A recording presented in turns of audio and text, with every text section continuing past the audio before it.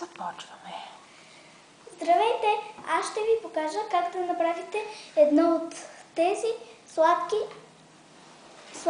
неща, които може да се подаряват, да се дават на приятели за най-добро приятелство. Сега ще ви покажа. Първо ще започнем с бухалчето. Вие трябва да имате цветни пръчици, различни цветове, топчета и мърдащи очички. Откъде се купуват те? Те се купуват от Джъмбо.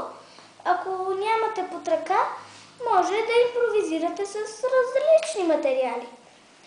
Така, трябва ви такова топче, няма значение какъв цвят, по ваше желание. Започваме да му залепяме клюнчето с течно лепило. Сега ще ви покажа как. Вземате течното лепило и по средата слагате мъничко. След това лекичко, така го оформите да е леко, да прилича на триъгълниче и го залепяте. След това избирате си, препоръчвам ви от по-малките мърдащи очички, такъв или такъв вариант, но вие може, ако нямате, може да ползвате такъв и такъв. Но вие, ако ползвате такива, трябва да имате по-големи топчета. И така, добре, започваме. Аз мисля да ползвам този вариант, понеже той ми е по-удобен. Слагате лепило от двете страни на човчицата и ги поставяте. Ето така. И това изрязвате мъничко от единия или другия край. Ето толкова ви стига.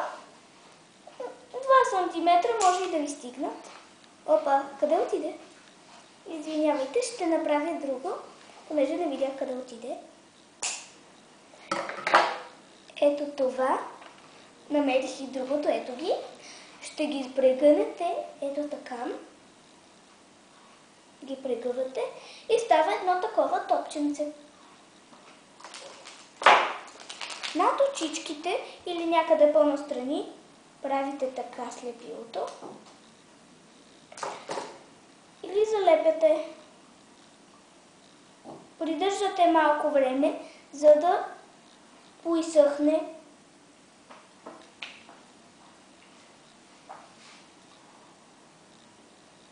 Моето е бързо съхнещо лепило и няма време, но ако нямате такива по-бързо съхнещи лепила, може да се налага малко време да изчакате повече. Така, това се получи.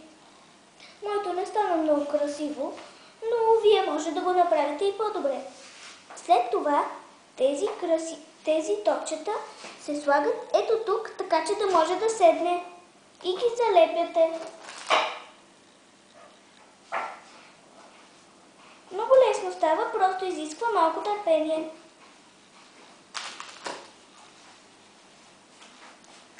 Слагате ги така, че да може да седне. И ето, нашето бухалче е готово. Използвах като идея ето това нещо, което си купихме пак от Джъмбо. Ходихме и много ми хареса. Ето ни идеята. Довиждане! В следващия епизод ще ви покажа още по-интересни неща. Тоест, ще ви покажа как да си направите ето такова. До следващия път! Чао!